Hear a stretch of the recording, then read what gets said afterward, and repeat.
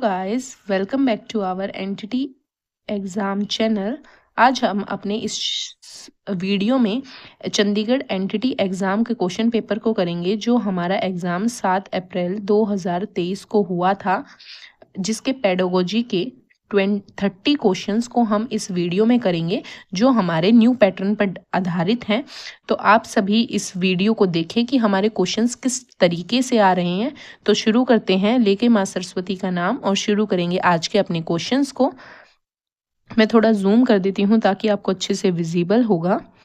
First question था हमारा, जो पूछा गया था, pedagogical initiative and curriculum integration focus on. किस पर फोकस करता है पेडागोजिकल इनिशिएटिव एंड हमारा करिकुलम इंटीग्रेशन?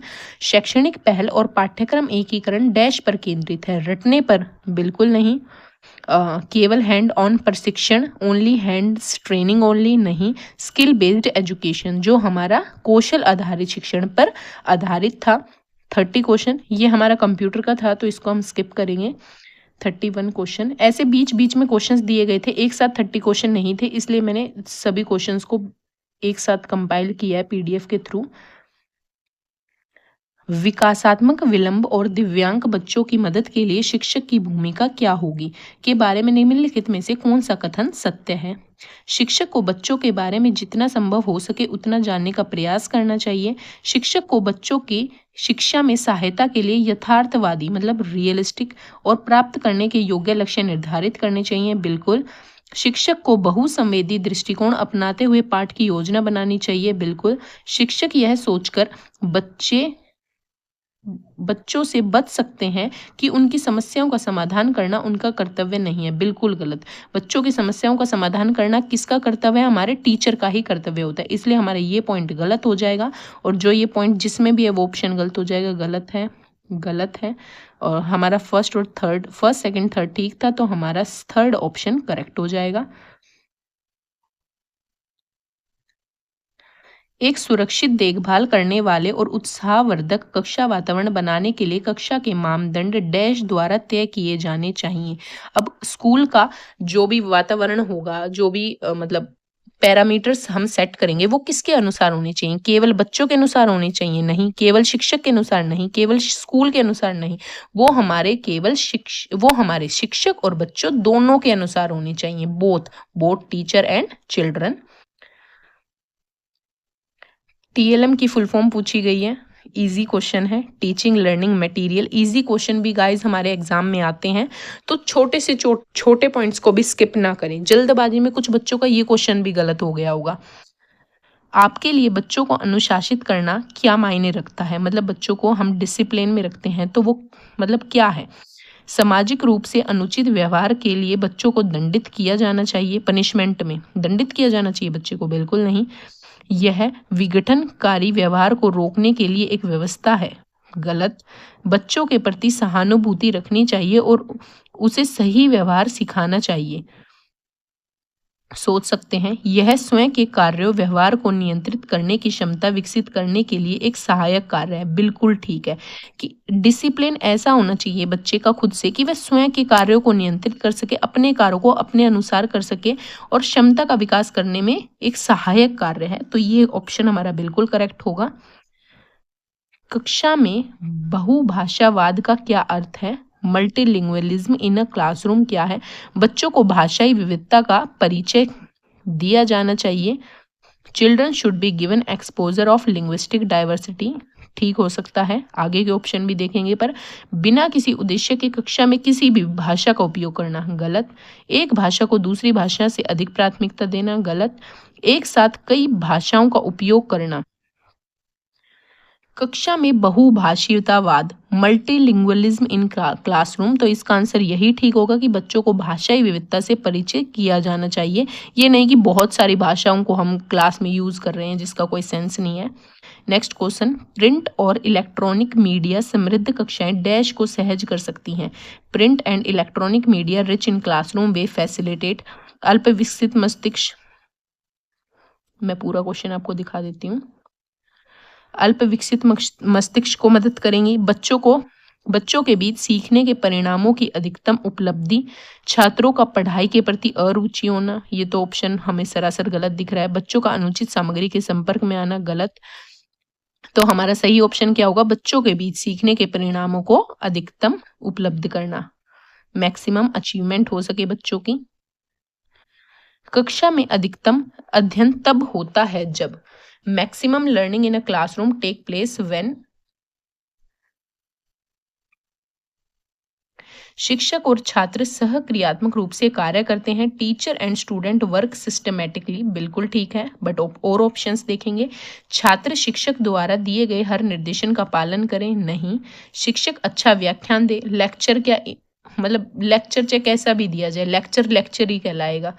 स्कूल का प्रमुख प्रगति की निगरानी करता है, नहीं। अधिकतम बच्चे का अध्ययन तभी होता है जब टीचर और स्टूडेंट दोनों एक साथ अच्छे तरीके से इंटरेक्ट करते हैं।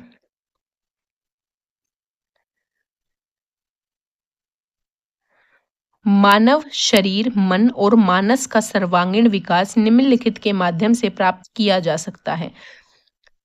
N all round development of human body, mind and soul can be achieve. किसके थ्रू अचीव कर सकते हैं हम? लिटरेसी, साक्षरता के थ्रू, एजुकेशन के थ्रू, गुड मेंटल हेल्थ के थ्रू, अटेनिंग फिजिकल फिटनेस के थ्रू।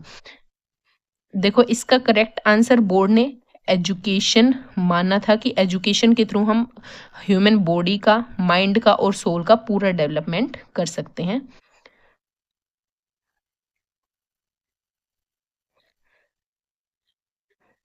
निम्नलिखित में से कौन स्कूल में 100% नामांकन और शून्य ड्रॉप आउट दर सुनिश्चित करने में मदद कर सकता है कि बच्चे स्कूल बीच में ड्रॉप मतलब छोड़कर ना जाएं और बच्चों का नामांकन जो एनरोलमेंट है वो 100% रहे।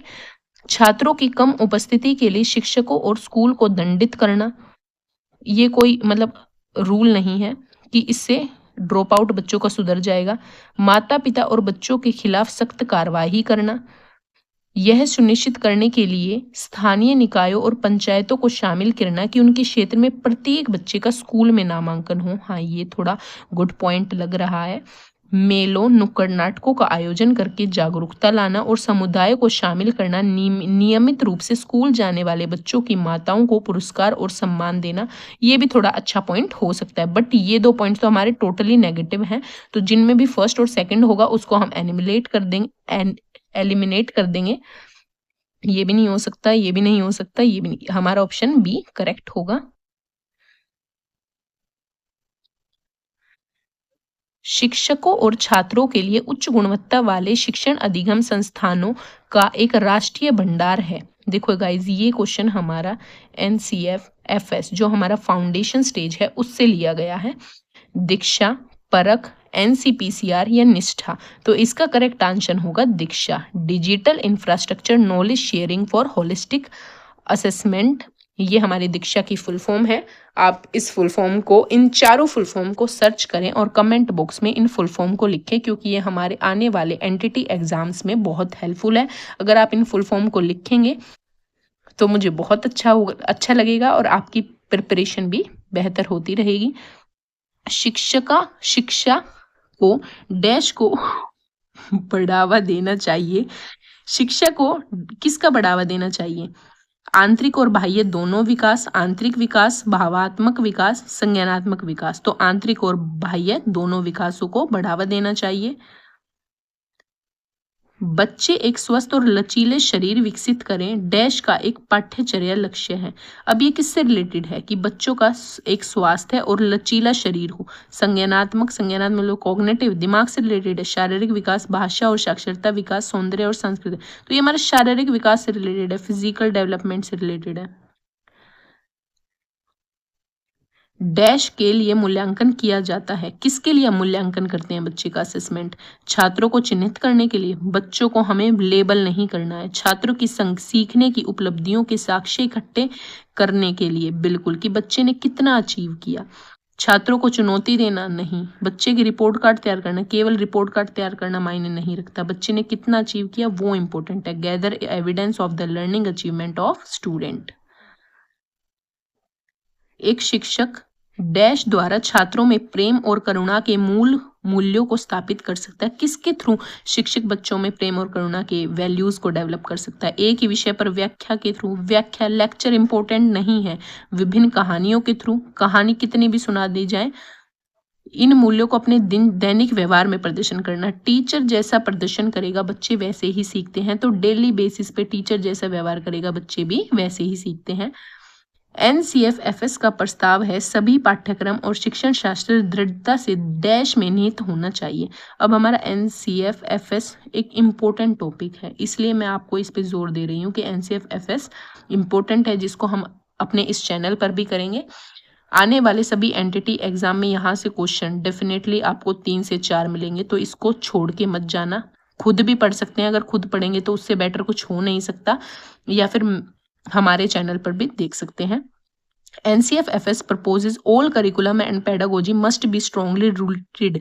किससे रूटेड है? वो हमारे भारतीय और स्थानीय संदर्भ दोनों से रूटेड है, ठीक है, इंडियन एंड लोकल कॉन्टेक्स्ट। निम्नलिखित में से कौन सी शब्दावली CBSE से संबंधित नहीं है? मतलब कौन सी टर्मिनोलॉजी CBSE से रिलेटेड नहीं है? CBSE की फुल फॉर्म क्या है? Central board of secondary education. तो सेंट्रल सेकेंडरी एजुकेशन, सीनियर हमारा CBSE से रिलेटेड नहीं है, तो यही हमारा करेक्ट होगा। आपकी कक्षा में एक बच्चा अपने साथियों के साथ अभद्र भाषा का प्रयोग कर रहा है। आपको दूसरे बच्चों से रोजाना शिकायतें मिलती हैं। बच्चे की मदद करने के लिए आप क्या करेंगे? बच्चों को स्कूल के प्रमुख के पास ले जाएंगे, डायरेक्ट आप प्रिंसिपल के पास ले जाएंगे, बच्चे के माता पिता को बुला लेंगे, मतलब आप खुद कुछ नहीं करेंगे। बच्चों को एक विनम्र शब्द सिखाएंगे, मतलब क्या सेंस है इस ऑप्शन की? यहाँ पे बच्चे के व्यवहार के मूल कारणों की गहराई से जांच करेंगे कि बच्चा ऐसा कर क्यों रहा है। पहले तो हम रीजन ही तो देखेंगे कि बच्चे का इसके पीछे करने का रीजन क्या है, उसकी रूट को देखेंगे कि वाई चाइल्ड डूइंग दिस। उसके बाद हम आगे के सॉल्यूशन पर जाएंगे। तो हमारा 4th ऑप्शन ठीक होगा। एक बच्चे के जीवन में मस्तिष्क का विकास डैश के दौरान सबसे तेजी से होता है। तो फर्स्ट 5 ईयर्स आपने पढ़ा होगा, हमारी NS की समरी में भी था ये, कि फर्स्ट चैप्टर में 90% ब्रेन का डेवलपमेंट बच्चे के 6 वर्ष तक कंप्लीट हो जाता है, 5 वर्ष तक, 5 या 6 वर्ष तक। तो फर्स्ट 5 ईयर्स में बच्चे के मस्तिष्क का सबसे तेजी से विकास होता है।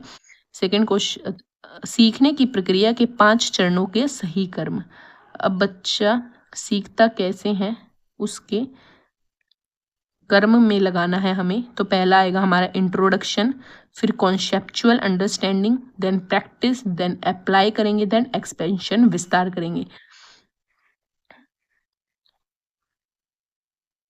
NEP 2020 द्वारा प्रस्तावित स्कूली शिक्षा की नई शैक्षणिक और पाठ्यचर्या संरचना क्या है? तो ये आप सभी को पता होगा, 5 + 3 + 3 + 4 ऐसे भी याद कर सकते हैं।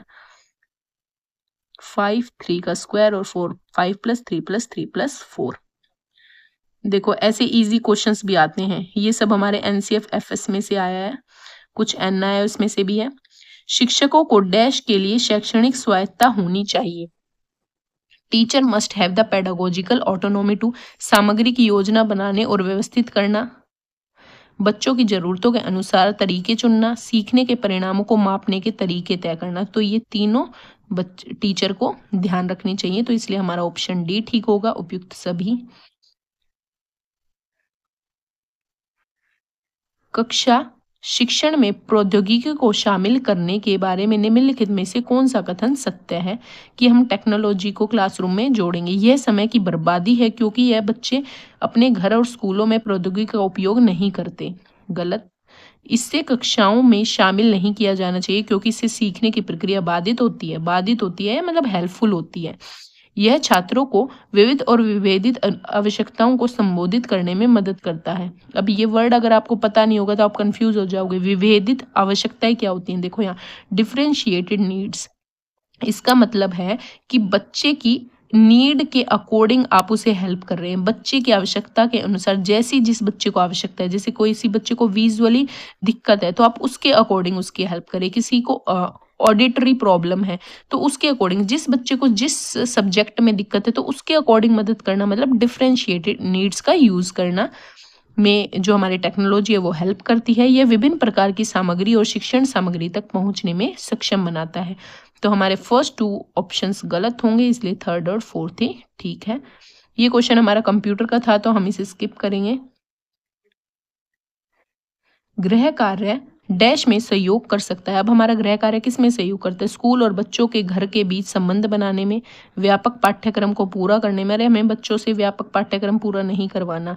सीखने की प्रक्रिया को आसान बनाने में, समय की पाबंदी विकसित करने में। गलत। हमारा सही ऑप्शन होगा to build a connection between school and children's home.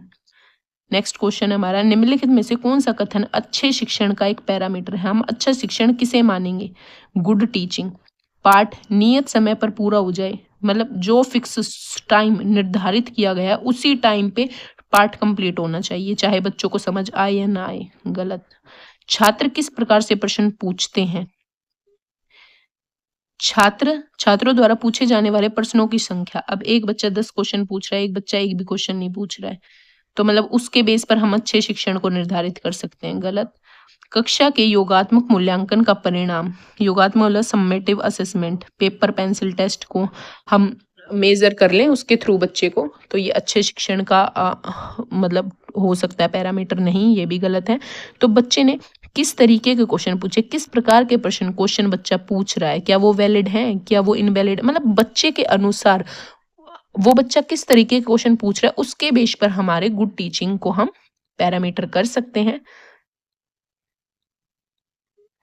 अपनी कक्षा में आपने देखने के लिए कुछ छात्र चित्र बनाना और पेंटिंग करना पसंद करते हैं लेकिन पढ़ाई के लिए रुचि नहीं रखते।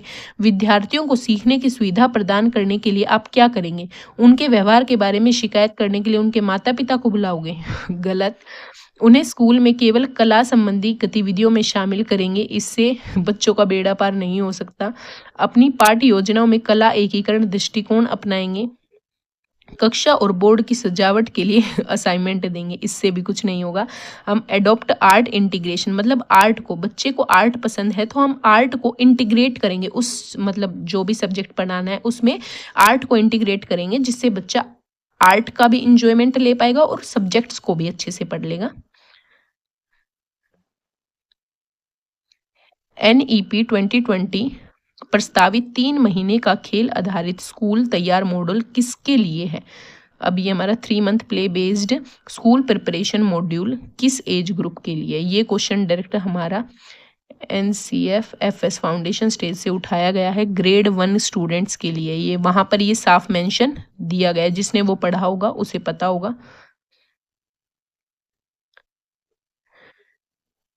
NEP 2020 शिक्षा प्रणाली को डैश में पुनर्जीवित करने के लिए SDG 4 के साथ संरेखित करती है। सस्टेनेबल डेवलपमेंट 4, ये हमने अपनी NOS में भी पढ़ा था, सस्टेनेबल डेवलपमेंट गोल के बारे में।